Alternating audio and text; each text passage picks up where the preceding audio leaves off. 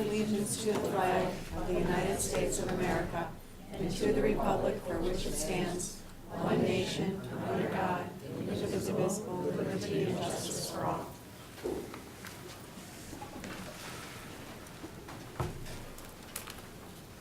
Thank you. Good evening, everyone, and welcome. Okay. May I have a motion, please, that the agenda of Tuesday, March 17th be approved as submitted? So moved. Questions or comments? Thank you. All those in favor? 6 in favor, none opposed. May I have a motion that we approve the consent agenda as listed? So moved. Second. Questions or comments? Thank you. All those in favor? 6 in favor, none opposed. I'd like to take a minute, please. Board members, as you know, in the consent agenda, we have approved our personnel recommendation, and we regretfully accept the resignation of Mr. Jim Dozier from department chair at the high school. We're happy for him, though, but we're regretful. So for those of you who do not know Jim Dozier, I'm going to say a few words about him, let you know where he's going. Jim Dozier is an award-winning educator and administrator, musician and businessman. He has been named director of the Eastman School of Music Institute for Music Leadership. He will be responsible for overseeing all institute activities and programs, including the Catherine Filene Schaus Arts Leadership Program, the Paul R. Judy Center for Applied Research, the Center for Music Innovation and Engagement, and the Orchestra Musician Forum. Jim has forged a wide-ranging career creating national and local arts and education projects, teaching at Eastman and in Penfield, New York, performing with regional and national jazz artists and the Rochester Philharmonic Orchestra, and directing Tritone Music, Inc., which organizes and manages jazz camps for adults in New York and Wisconsin. Jim Dozier exemplifies the ideals of an Eastman education, said Jamal Rossi, the Joan and Martin Messinger Dean of the Eastman School of Music.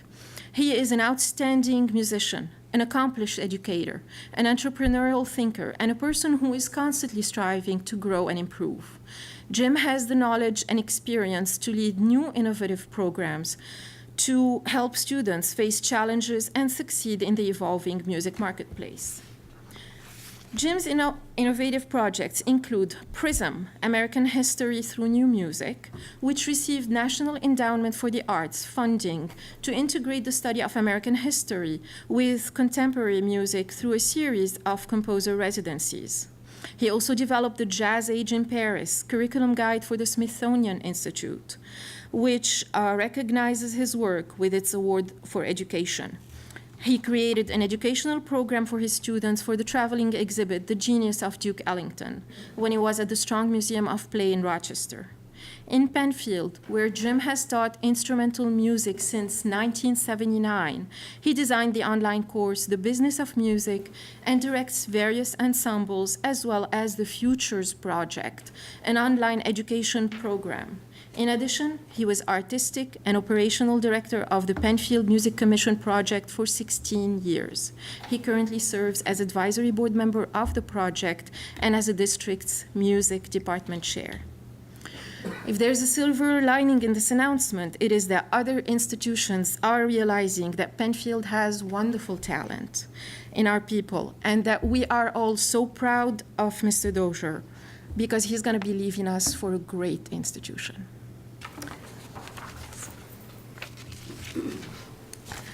And now we move on to Treasurer's Report. In your packet is the Treasurer's Report for the month of January 2015. May I have a motion, please, that the Treasurer's Report, including cash report, general fund cash report, the general fund revenue status report, general fund budget status report, the school lunch fund cash report, and school lunch fund revenue and expense budget report for the months ending January 31st, 2015 be approved as submitted? Questions or comments? Thank you. All those in favor? 6 in favor, none opposed. Thank you. We have no special reports this evening. And we now move on to our visitor speaking time.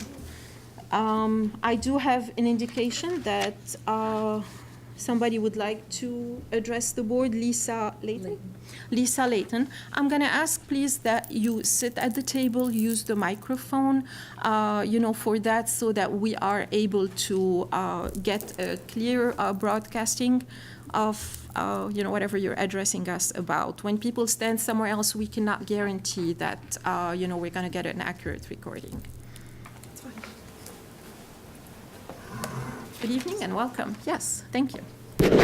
Thank you.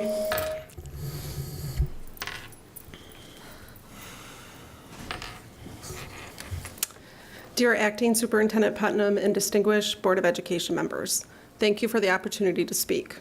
My husband, Dean, and I are parents to a 10-year-old son who attends Harris Hill. I attended the March 3rd, 2015 Board of Education meeting. We were aware that our son's special education team would be presenting and wanted to attend to support the dedicated, diligent, and caring teachers that our son currently has and has had in the past. The elementary team began their presentation, and we were impressed by their description of a balanced program of academics that takes into account the language and learning needs within a modified curriculum. That changed, however, when the presentation switched to middle school and high school. I was alarmed at how many times I heard life skills and getting the kids out in the community, as well as jobs the special education students have around the school. With all due respect, we do that with our son. I'm not sending him to school to do a weekly field trip to Wegmans. The paradigm appears to shift from academics of what my son can do to what he will not do. We would challenge you as parents to listen to the presentation and ask yourselves, where is the academic rigor?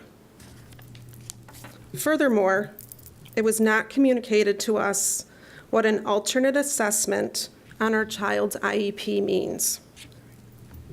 It means that he has no chance of earning a diploma. Let me say that again. An alternate assessment means that my child has no chance of earning a diploma, and he is placed on a life skills track. That decision was made for our 10-year-old son last year. That is unacceptable. I had to go home and research what an alternate assessment means. I contacted local advocacy groups and looked online. I was angry to learn that this was pushed through without discussion or the impact on his future education. As Ian's parents and equal member of his IEP team, per IDA, we were never informed that such a life-altering decision was being made on his behalf without our understanding. My husband and I both hold master's degrees in education, and we struggle to navigate the system that is special ed. I have to share that I was overwhelmed with emotion and having a difficult time processing a system that sets the bar to the point that collecting recyclables is seen as something that is to be celebrated. This is not the future I dream for my son, nor how my husband views his abilities. The parents here in attendance tonight fervently agree. I'm not sure if I can point them out, but we all have children in the same class or have been through and are extremely concerned. Penfield has a high standard of excellence. We implore you to set that bar high for special education students as well. Penfield's vision statement says that learners will be challenged to achieve highest academic standards in order to maximize their potential for life success, and that they will be empowered to create their own future. These standards in the vision statement and core beliefs need to be applied to all children, including special education children. Thank you for your time. Thank you, Lisa. I appreciate your coming and sharing your thoughts with us, and I also appreciate the parents who came here to support you. I think Dr. Putnam would like to say a few words. If you give me a microphone, I always say a few words, but I just, Lisa, I want to say thank you. And I know that the board and I received a letter with similar concerns stated from you and a couple other parents as well, perhaps some of the ones that are with you tonight. I do know that we're meeting tomorrow to have a further conversation, so I appreciate that you reached out to my office to have this conversation. We just, obviously, I think to inform the greater public that watches the board meeting too, and obviously you're aware, as well as parents with students with a disability are aware, that those conversations and placement decisions take place at a CSE meeting based on a CSE team and are very individualized based on the individual needs of the student being discussed. Obviously, I share in your concerns if there's misinformation or not clear information that's presented, and so I look forward to our conversation tomorrow around that topic. And then obviously, just so you're aware, and other families, there is no track in Penfield. So each year at a CSE meeting, there is always a conversation around whether a student is in needing alternative assessments or not. There should be that conversation every year. So again, I look forward to our conversation tomorrow, and we can happy to talk to anybody else who shares in those same concerns that you have. If I could just interject. So, excuse me, the conversation that we're going to be having tomorrow, that would be something that other parents could then have with you as well? Absolutely. What we can do is, because we have it already scheduled, is why don't we meet, and then we Okay. can take a look at what those concerns are. Okay. And if you want to address, if we want to address greater concerns, I'm happy to do that as well. Wonderful. Thank you. Absolutely. Thank you. Thank you, Dr. Putnam. Welcome. All right. We now move on to our student representative. Good evening, Aubrey. Hi. So spring sports have started, and lacrosse played Brighton last Friday. And although they don't keep track, I asked a player, and they said, quote, "We crushed them." And this Thursday is the premiere of the school musical Nice Work If You Can Get It. And it's at 7 on Friday, Saturday, and Thursday, and then at 1 on Saturday, and their tickets are $10 in advance and $13 at the door, and you can buy them in advance at brownpapertickets.com.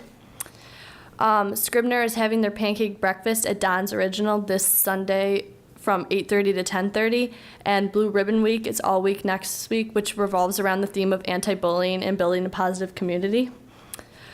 Next Monday is softball spaghetti dinner at the high school cafeteria from 5 to 7, and tickets are $10, and there will be salad, spaghetti, and bread. Next Tuesday is Cobble's Arts and Education Festival, and that's from 6:30 to 8. Next Thursday, there's the Philharmonia Band concert at the PHS Auditorium at 7:30, and that same night, there's an anti-bullying presentation for parents at Bay Trail at 7. And March Madness is still continuing in the high school, where if juniors have 100% attendance rate, passing all classes, and have no referrals, they get to have a Sunday celebration with Mrs. Marsh on April 8th. And lastly, sophomores had fun at their formal this past Saturday at Burgundy Basin Inn, but there were people from all grades there, and juniors are excited for prom on April 25th.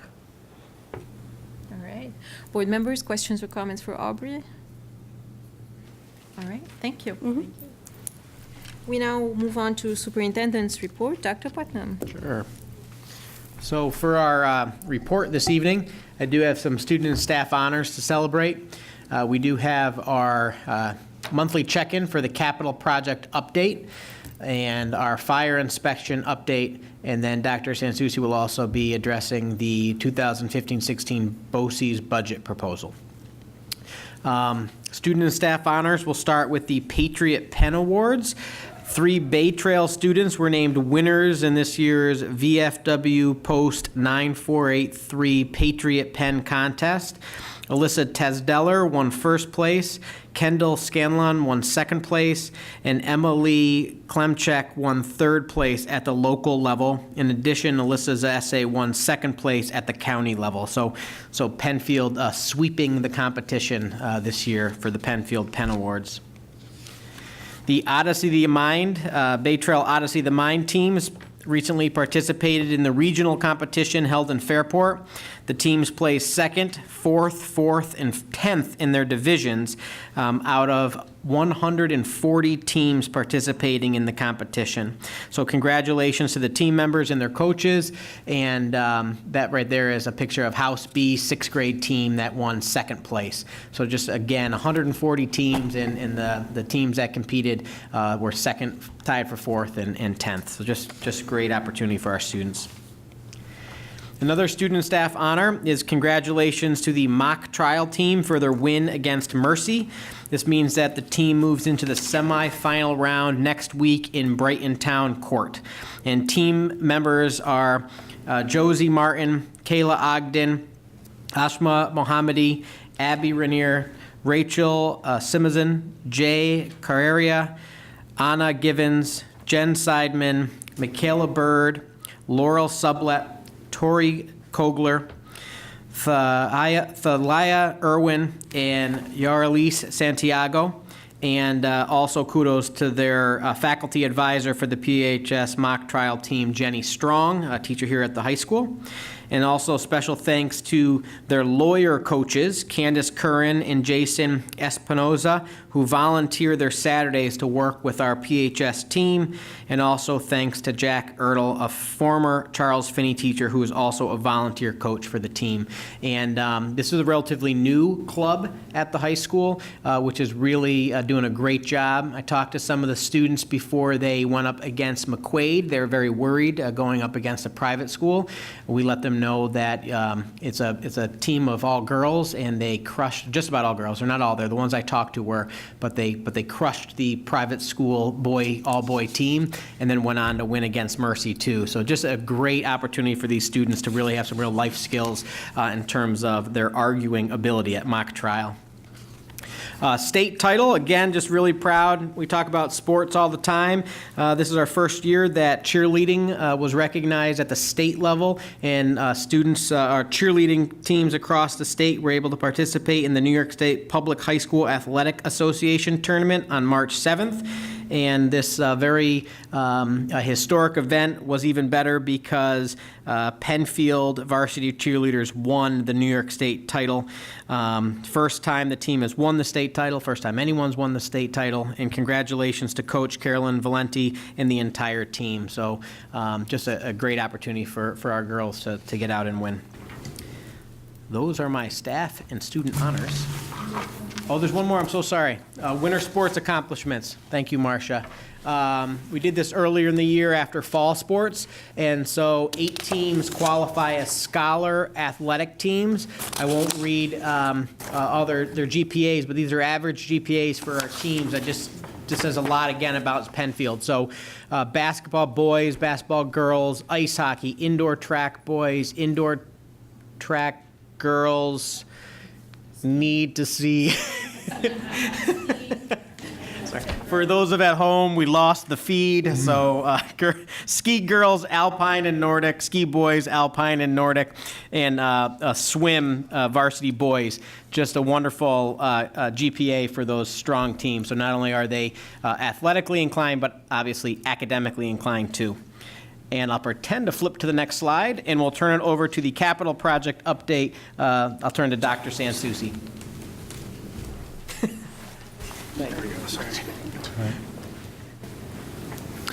Thank you, and I'll invite Mr. Huffman is here tonight, so I'll invite him to the table. And we're back on track.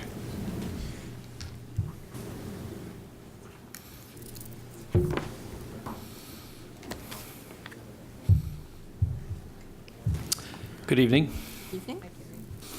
I am here tonight to report on the capital project and update you on status. Where we are right now is the construction work is done, interior and exterior for the Bay Trail gym work. The last remaining piece, when snow finally melts and the ground dries out, is site restoration. So that'll occur probably May, give or take. So that's the last final piece, but otherwise construction was all wrapped up with that addition and the corresponding work in the locker rooms and gymnasium.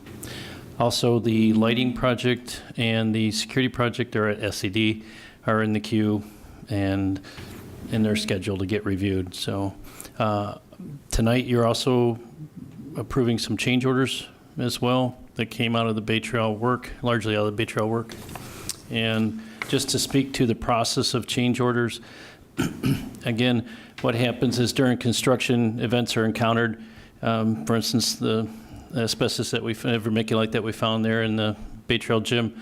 So once the item is discovered, then direction is given to the contractor. The work is then conducted, and the contractor is then responsible to submit their costs to us when that work is completed. It sometimes takes time for those contractors to do that. If and when they do get that to us, then we review it. Standard protocol typically for us, we always push back. We don't always take it at face value, so we always push back. We review that work, we push back on it, question. We have a lot of questions about what they've submitted to us. Then they come back with the responses. There's a back and forth. And when we finally can agree on a final number, then a change order COR is written, change order request is written to the contractor. That change order is sent to them. They sign it. They send it back to us.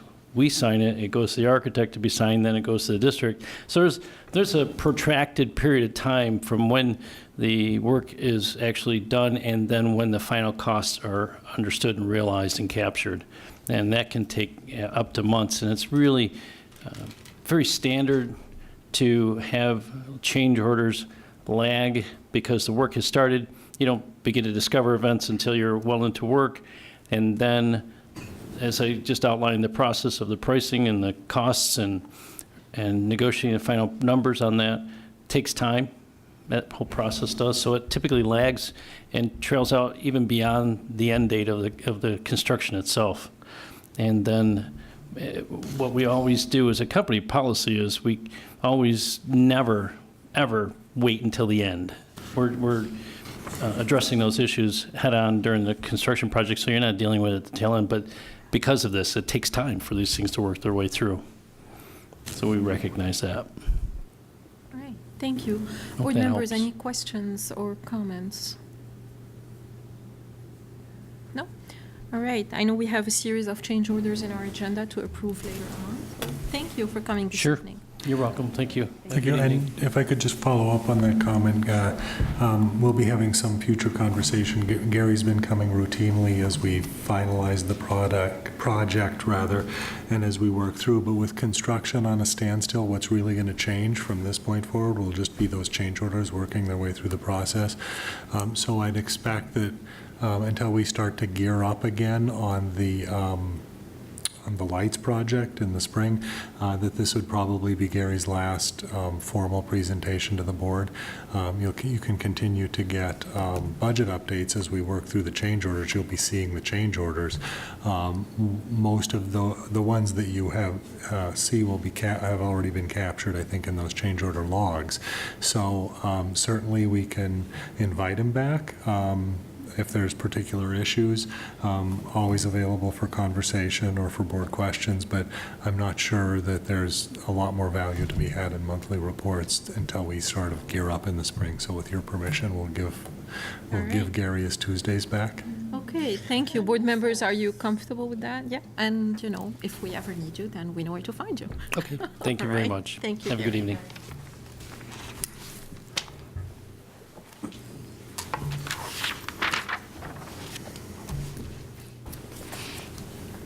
Dr. Sansucci, we've got the next slide is the annual fire inspection.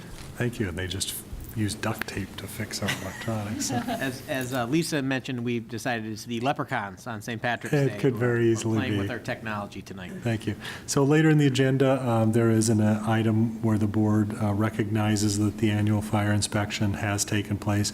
That moves by a month every year so that the fire inspection doesn't happen at the same exact time. For example, if you were scheduled in July every year, there's no kids, there's no teachers, it wouldn't really have much meaning.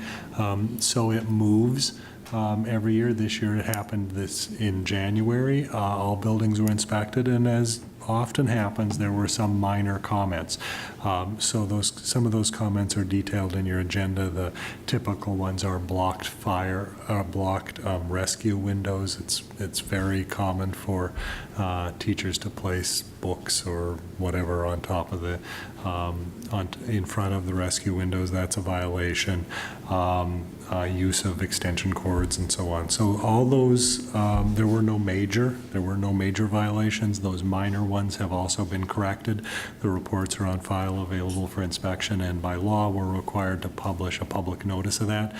So that went into the board, into the daily record as a legal notice on May 12th. I'm sorry, March 12th. Thank you. All right. Thank you. Board members, any questions or comments? Thank you, Mark. The next report on the agenda is a budget report, and tonight's presentation is on BOCES services. We're beginning, as we always do, and sometimes this feels repetitive, I think, for us, but I think for the public it's important to recognize that the budget process is the financial realization of district goals. The board's established those goals, reviews them every year, and has a series of meetings around them. So it's important that we recognize our three-part goal of academic achievement, excellence, partnerships, and fiscal responsibility. With that, tonight we're reviewing the BOCES portion of our budget. So we buy a variety of services from BOCES. And as you can see here, it's a not insignificant portion of our budget. It is, however, one of the smaller components overall. 10% of our total expenditures are in services through BOCES, and that's all services. As you'll see in a little bit, there's a wide variety of things that we purchase through that organization. So about a $9 million budget. It's increasing by 3.9%, or $342,000 for a variety of services. I think BOCES, and very often there will be questions around this, I think, because I think folks picture BOCES or interact with BOCES or conceptualize BOCES around either the career and technical education, that older idea of BOCES as school districts cooperatively offering what used to be called euphemistically SHOP.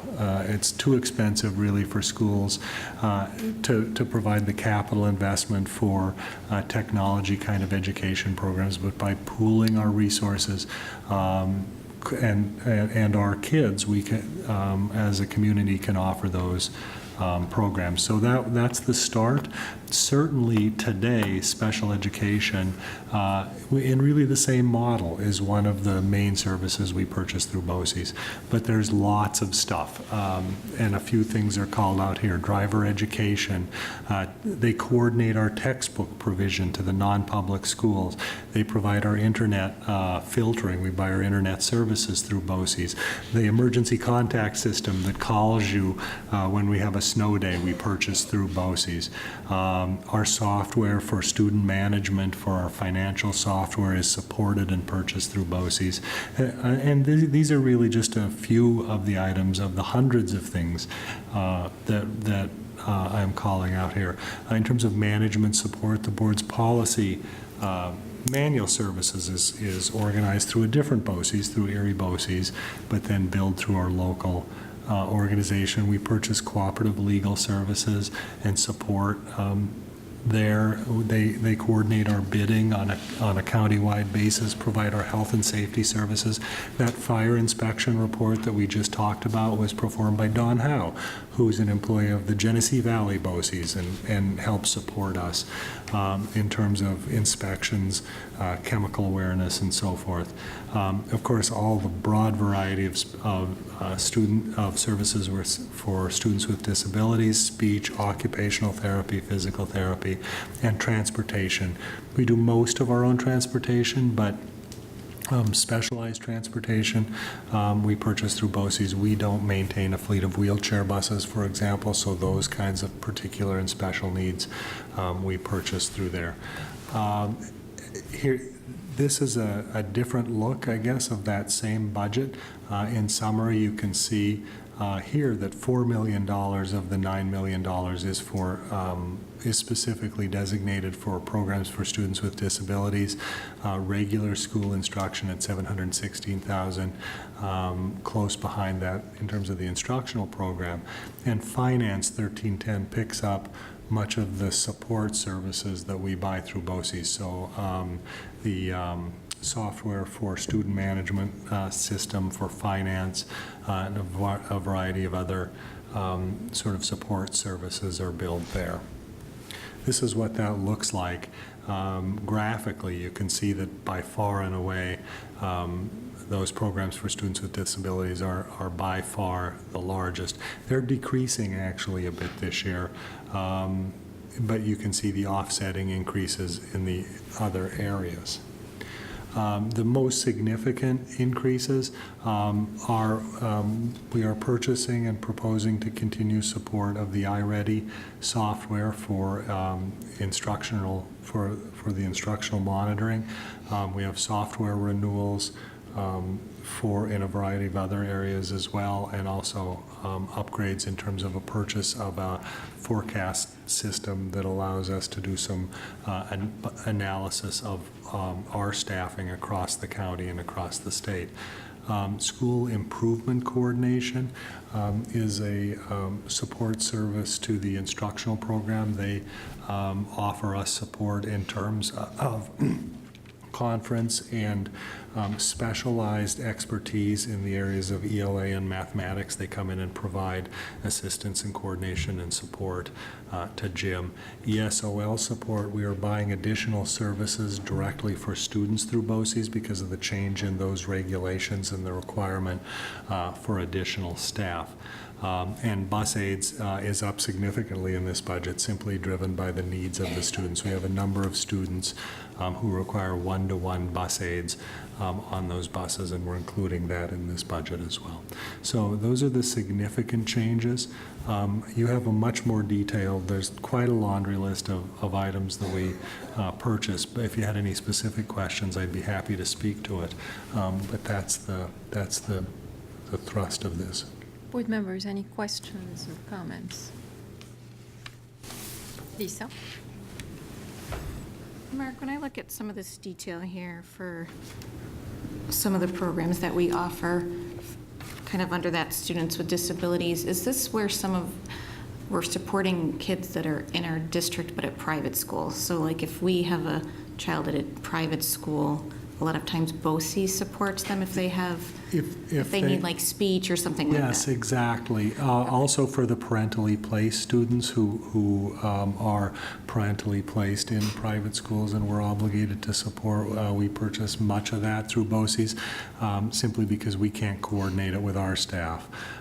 So yes, that's in there. Also tuitions for students who are placed at BOCES in those particular programs, of course.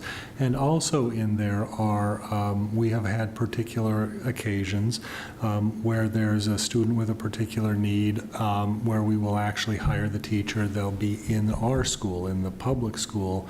For example, we had a BOCES teacher employed in teaching in one of our elementary schools in support of a particular student. So it really goes all ways. Right. Okay, thank you. All right. Any additional questions or comments? Mark? I'm not sure if I heard it. One thing reason we use BOCES is for a lot of services, it helps save us money, but also you mentioned that in the past that we get state reimbursement for some of this. Right. That's sort of in two ways. You would hope that by cooperating and by offering services that there would be organic savings, that by the nature of doing it that way that there would be savings. But in addition to that, to incent districts to avail themselves of that model, there is specific state aid available to reimburse for allowable services purchased through BOCES. So there are some limits and some caps and requirements on COSERs and so on, but generally about 70% of the cost of a BOCES service is reimbursable to the district, which is a huge advantage, frankly, to those services. And it's one of the reasons why over time we've moved things to BOCES that you wouldn't ordinarily expect to see there. For example, we purchase our local telephone service through BOCES. They coordinate the bidding for phone service. They handle the consolidation of the multiple accounts for all the county districts. So in addition to that efficiency, we also get then aid on a portion of it. So it turns into a win-win. Any additional questions or comments? Lisa? I wanted to say thank you for putting that slide in, because that was one of the questions I had. I didn't realize what BOCES, what they provide to us, so I appreciate that. Thank you. Thank you. I want to, go ahead. Oh, yes, I'm sorry.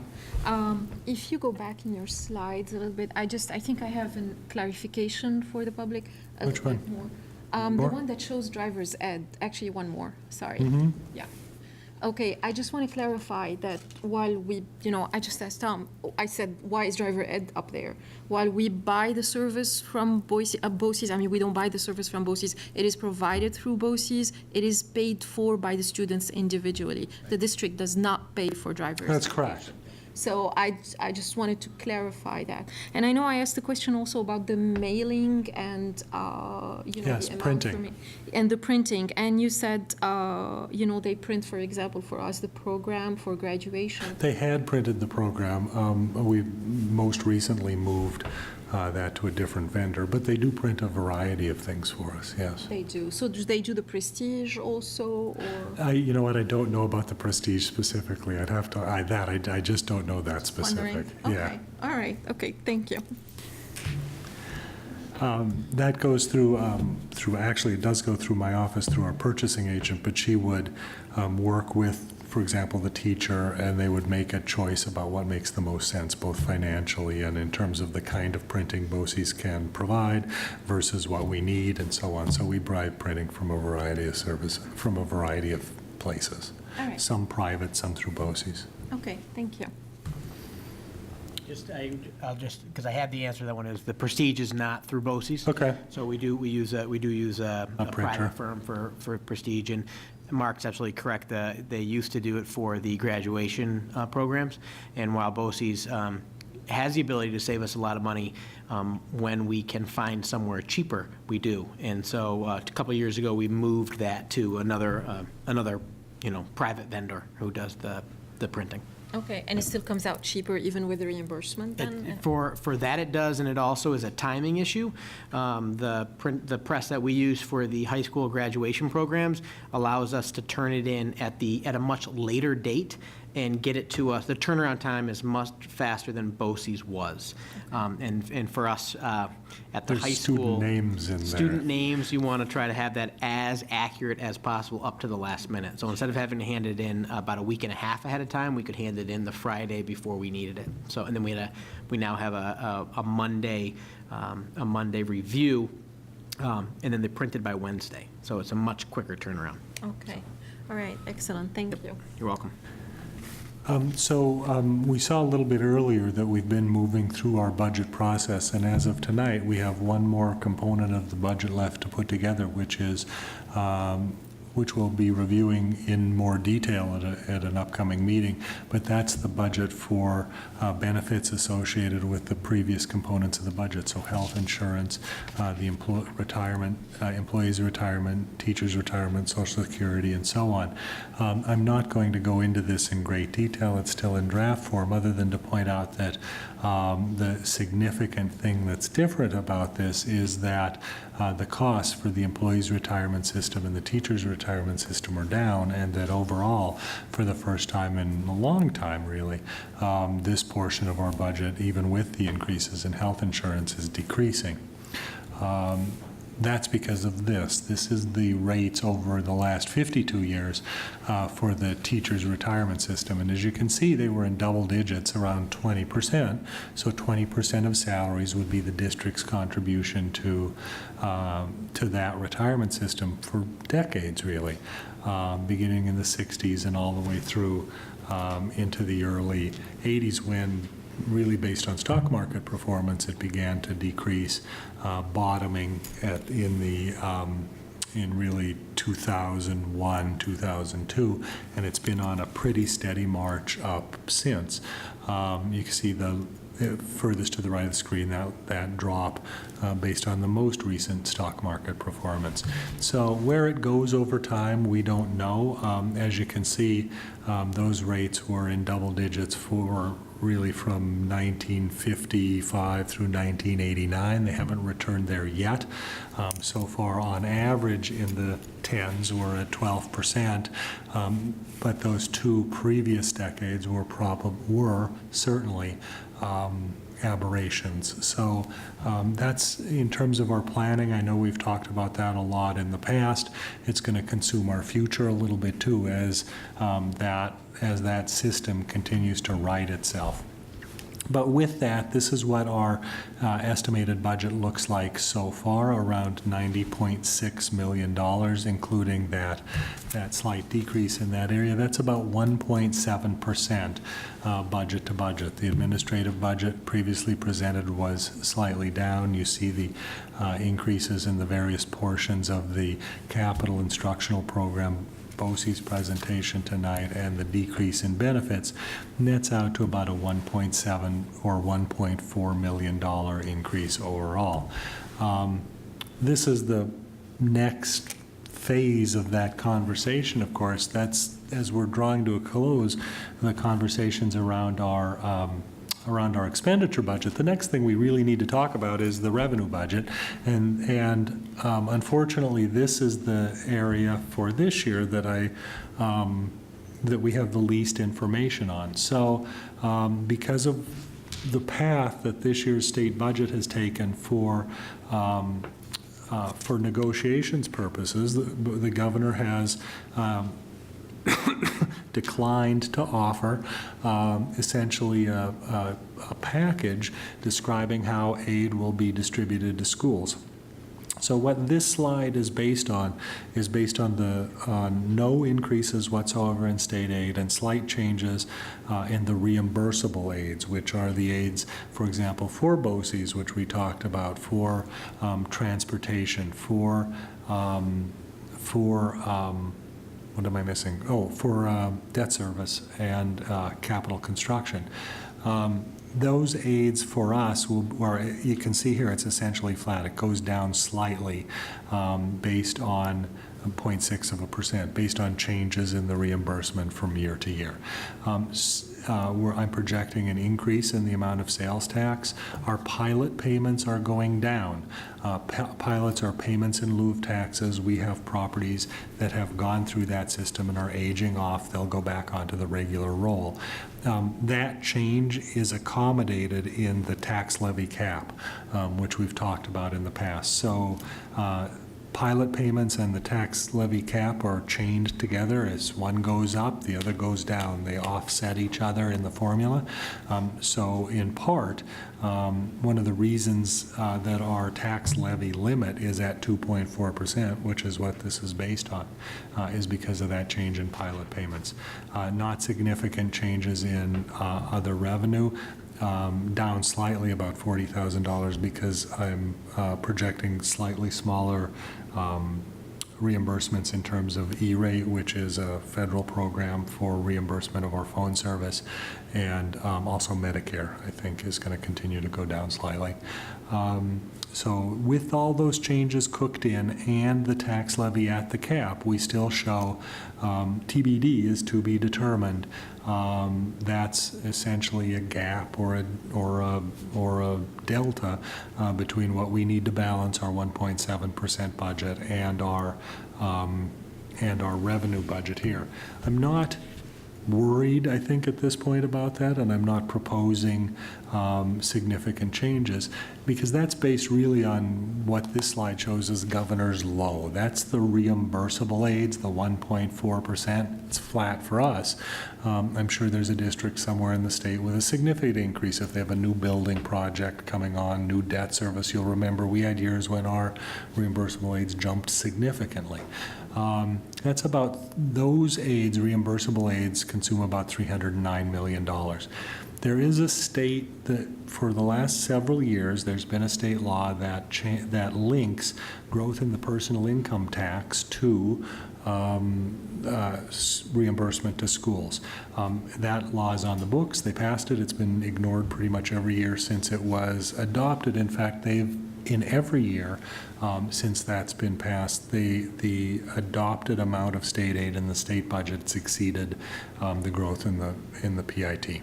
But that would indicate a budget growth of about 1.7%. More than the 1.4%.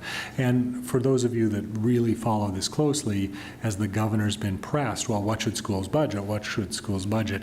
He said, well, 1.7%. That's a little disingenuous because we all know it depends on who gets it, not the total amount of the pot. The governor's high budget, however, he did include in his budget, if the state legislature will agree to his changes, his proposed changes in the teacher evaluation system and some other teacher reforms, up to 4.8%, or $1.1 billion. So there's quite a gap from where we've built our budget, which we're not done yet, or just those slides I showed tonight for illustration purposes, to the governor's high. But not to be outdone, the Assembly has proposed a one-house budget at $1.8 billion, or 8.2%, and the Senate has proposed a budget of $1.9 billion. This is just the budget for computerized aids to education, or 8.6%. So we've got a wide range, but we seem to be in a position where we can take advantage of that as negotiations come to a close. We don't know yet where we're going to end up with this, and as we all know, and as we've seen in past years, it matters on who how they distribute it, how those final formulas are crafted matters. The Assembly, for example's budget proposal distributes a great amount of that $1.8 billion based on the foundation aid formula, because the foundation aid formula goes to districts that essentially that the Assembly represents. So the foundation aid formula, those changes will benefit, for example, poorer districts, districts with higher socioeconomic needs. The Senate is proposing an elimination of gap elimination adjustment. It'll probably be some of all of that, but we don't know yet, and the politics will make that final determination. So we're in a bit of a wait and see model. This slide shows where we're at. We're here tonight on March 17th. April 1st, the state budget will be adopted. We have no reason to believe, I think, I've heard nothing, and I think at the legislative breakfast, board members heard that they really intend to adopt on time. That's very important to the governor. There's a lot of interesting, I think, items on the table this year in terms of ethics, in terms of the evaluation reform. So certainly it is possible, I suppose, that it goes over, but I don't anticipate that. By April 7th, so if on March 30th they adopt a budget, we'll have a short period of time to be able to talk about that a little bit on that board meeting, that first board meeting in April. On April 21st, the end of April, we really need to approve and adopt. This is what I would estimate tax rates at the 2.4% increase. So at the cap, we have some changes that we know about. So at the cap in Penfield, for example, based on estimated assessments, estimated growth in assessment, we'd be looking at a 35-cent per thousand change, or an increase of about 1.35%. The most significant changes are in Brighton and Macedon. Beginning last year, Brighton had been at 100% assessment, so properties in the community in the town of Brighton had been assessed at 100% of their full value. The state determines an equalization rate. That equalization rate is intended to be the percentage of the market value that homes are assessed at. And what it means is that based on their sales data, that homes in Brighton this is according to the state, are slightly underassessed. So the equalization rate went from 100 to 98% to 95% this year. It's going from 100 to 99 in Macedon. In the formula of all of this, that changes the tax rate. So the rate per thousand is increasing more and would increase more in Brighton than in the other towns. And you can see that $1.18 would be that change there, or just about 4.5%. So more to come. These are not the final numbers. We have to get through this part of the process. But it's an odd year when by now we're usually deep into this and talking quite a lot about it. We're sort of easing into it along with the rest of the state this year. But wanted to bring the board up to speed with where we're at and remind everyone that no matter what, we will be done and having a final budget hearing on May 5th, and we will be voting on May 19th. So thank you. Is there any questions about that? Thank you, Mark. Board members, any questions or comments? All right, thank you, Mark. This concludes our superintendent's report. Board members, we are on page 3 of your agenda. Board business, facilities items. You have well, first we start with the annual fire inspection for 2015-2016. During January 2015, the annual fire inspection, as mandated by the State Education Department, took place in all buildings of the Penfield Central School District. Ms. Dawn Howie, Fire Inspector, Genesee Valley Educational Partnership, Health, Safety, and Risk Management Office conducted the inspections. All buildings were inspected and reports are on file. Minor violations were noted, such as expired inspection stickers on extinguishers, paper art projects hanging from ceilings, and blocked access to exit doors. Ms. Howie also observed the use of power strips for small appliances, which should be plugged directly into wall outlets. All violations have been corrected and all buildings are in conformance. As required by Section 807A of the Education Law, public notice of the filing of the fire safety report was published in the March 12, 2015 edition of our official newspaper, The Daily Record. You also have a series of change orders in your agenda on page 4 and 5. These change orders have been reviewed by and are supported by the architect Victor Misselli, project manager Gary Huffman, clerk of the works Alan McNiff, and assistant superintendent for business Mark Sansucci. May I have a motion, please, that these change orders be approved as described? Questions or comments? Thank you. All those in favor? 6 in favor, none opposed. Thank you. In our agenda, we have a notice of the annual meeting and a budget vote and election that Mark just mentioned. So this agenda item is a resolution establishing the date, time, and location of the annual vote and election of the school board members. This resolution details the date and time of the budget hearing and the budget vote, the number of board seats that are up for election, the 3 propositions that will be voted upon, the process for absentee ballots, the qualification of voters, and the process for budget amendments.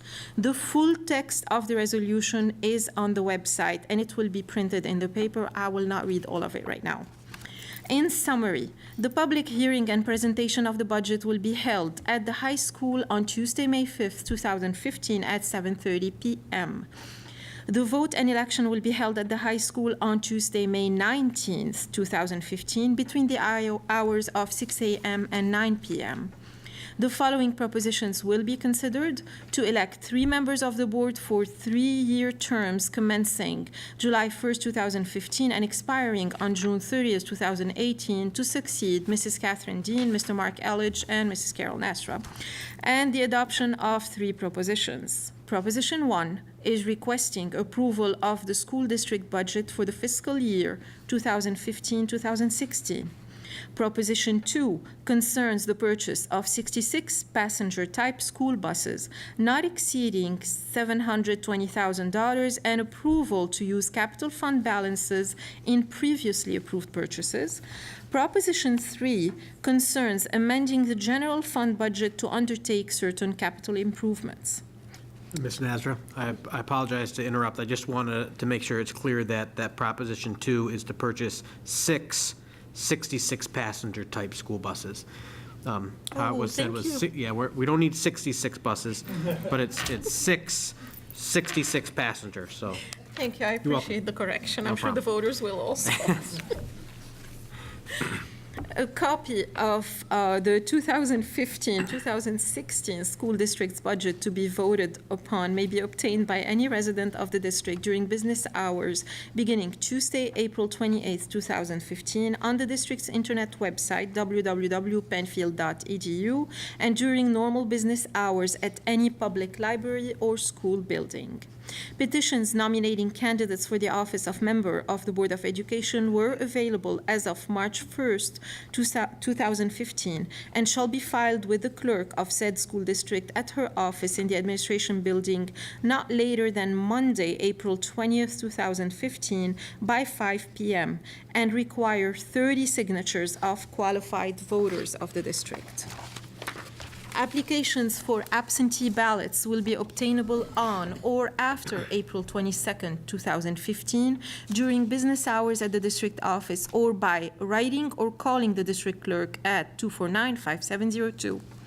A list of persons to whom absentee ballots are issued will be available for inspection to qualified voters of the district in the office of the district clerk on and after May 12, 2015. Any referenda or propositions to amend the budget or otherwise to be submitted for voting at said election must be filed with the Penfield Central School District Board of Education at the Administration Building on or before Friday, March 20th, 2015. The qualifications for voters and the full text of the notice is in your agenda. So may I have a motion, please, to hold the annual hearing of the voters on May 5th, 2015, and the vote on the budget and other propositions on May 19th, 2015, and that notice of the same be given in accordance with the law. So moved. Questions or comments? Thank you. All those in favor? Oh, no, no. Do a roll call. Say, gotta oh, do a sorry, roll call. thank you. Mrs. Dean? Mrs. Rivera? Yay. Mrs. Baby? Yay. Mr. Elledge? Mrs. Chitty? And Mrs. Nasra? Yay. Very good, we've got 6 in favor. All right, thank you. Authorization to contract with SEI Design Group. The district will be requesting approval of a capital project as a separate proposition with the May 19th budget vote.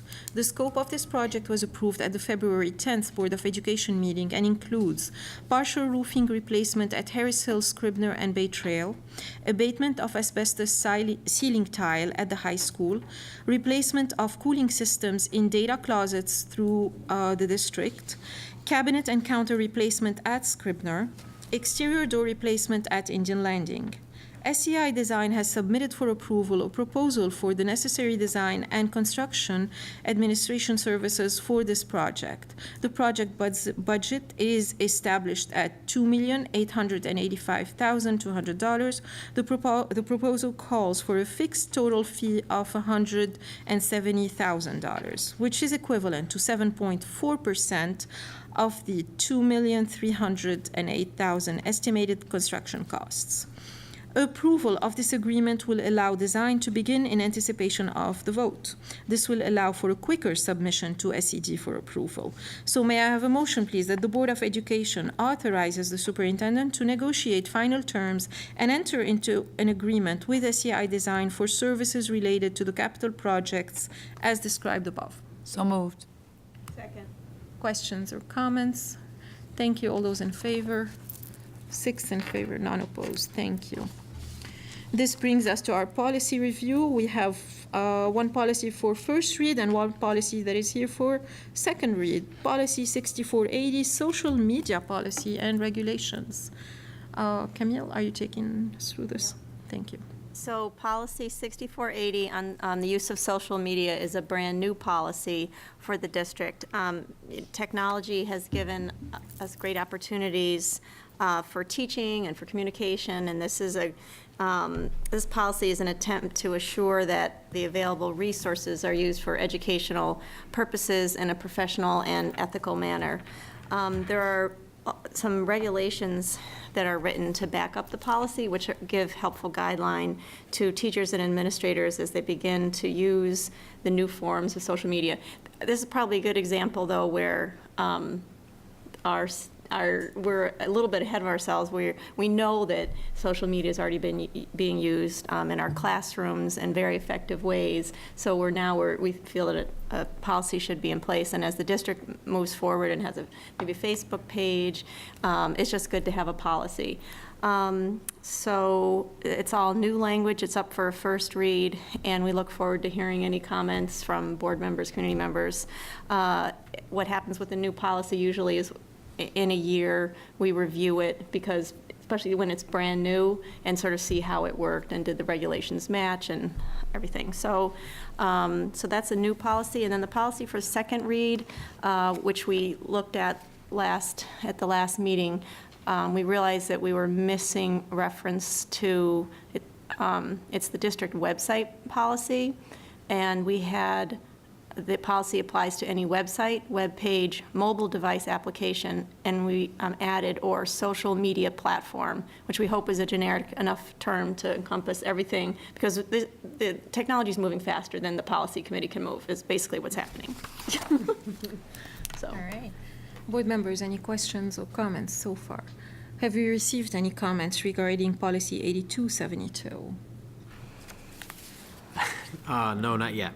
No, or I'm sorry, we did get some feedback, which is the change that that Camille mentioned. Okay. That was feedback from the board and the community, and we made those changes.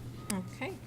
All right, so there being no further comments or questions about it, may I have a motion, please, that the Board of Education approve the policy 8272 as presented and on March 3rd, 2017.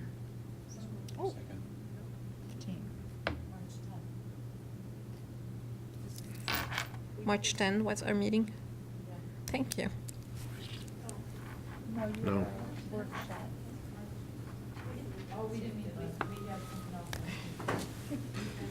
Okay. So it's, right, Thank March you. 3rd. All right, let's not confuse me. Thank you. And on March 3rd, so may I have a motion, please? Questions or comments? Thank you. All those in favor? 6 in favor, none opposed. Thank you. This moves us to President's remarks. First, I would like to thank the administrators, the teachers, and the community member who were at our conversation on education last week. I think it was pretty well attended. It was a hot topic on how we use assessments in the district. It even brought people who do not even have kids in our school, and who took up most of the conversation, which was very interesting. So I think it was a pretty good evening. We learned a lot. And, we definitely learned that parents are looking for more advocacy opportunities also. And they're looking also for more conversation on education evenings. So hopefully we'll have more than that. The other thing that I would like to talk about is the MCSBA trip. As you know, a group of us are leaving on Monday and Tuesday to go to Albany to advocate.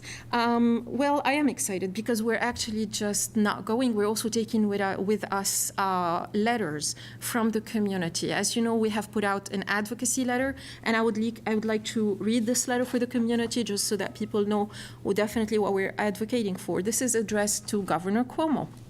So, dear Governor Cuomo, we are writing on behalf of the students, parents, staff, and community members of the Penfield Central School District to express our disappointment that you did not visit any area schools during your March 11th trip to Rochester. Although you've never visited our schools or contacted us, you are proposing decisions that will directly impact the excellent education our students receive in Penfield.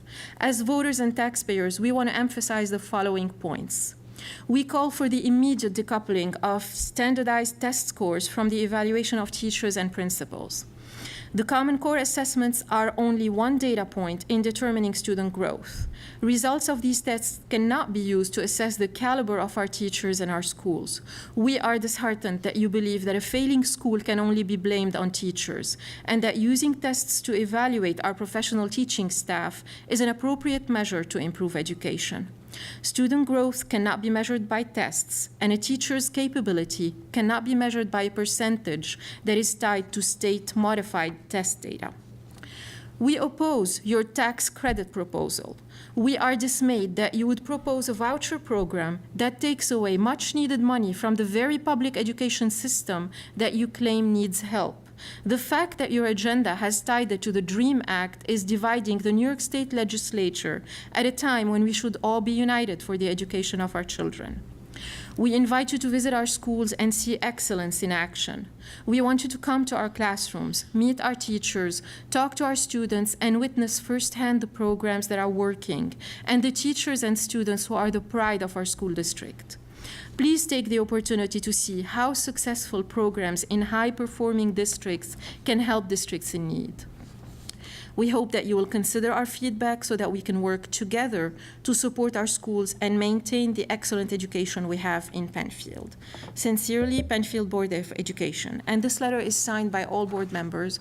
It has been sent to anybody that has registered their email with us, asking people to please download the letter, modify it any way they want, write their own letter. And if you are so inclined, you still have a few days until Friday, I want to say, you can send it to any of our school buildings, drop it off at a school building if you do not have kids in our schools. We are happy to take them and hand deliver them ourselves to Albany. So please help us advocate for our schools. We're looking for your help. Just for community members, either you can drop it off to any of our schools in the main office as well as district office, whatever is easier if you'd like to fill that out. Thank you. We have a growing number of letters in the buildings and at district office, and so both people signing from a parent point of view and from an educator point of view. So it's been, I'm hopeful to bring a truckload with us on Monday and Tuesday. Great, excellent. All right, and finally, my last piece of communication here. The board would like to provide an update on the position of school superintendent. The Board of Education has finished the evaluation of the acting superintendent. While working on the evaluation, the board has reviewed comments from the community, evaluation data from district staff, and ongoing analysis of the acting superintendent's work completed since July. The board has continued to discuss the important decisions regarding this position. We will be ready to communicate our final decision at our next meeting on April 7th for anybody following our process. And that's it for President's remark. Do we have any unfinished business? Right? Any new business? No, there being, oh yeah, new business. Yes, we have a proposed Board of Education schedule of meeting, and this is a draft. We already have a few changes of dates that we're going to be looking into. We're not voting on this today, so, but if you have, more changes once you go home, talk to your families or look at your vacation dates or stuff, please, communicate those. We probably will be adopting it soon, so. Yep. All right. May I have a motion, please, that the meeting be adjourned at 8:05 p.m.? 8:10 over there. Okay. Questions or comments? Thank you. All those in favor? 6 in favor, none opposed. Thank you.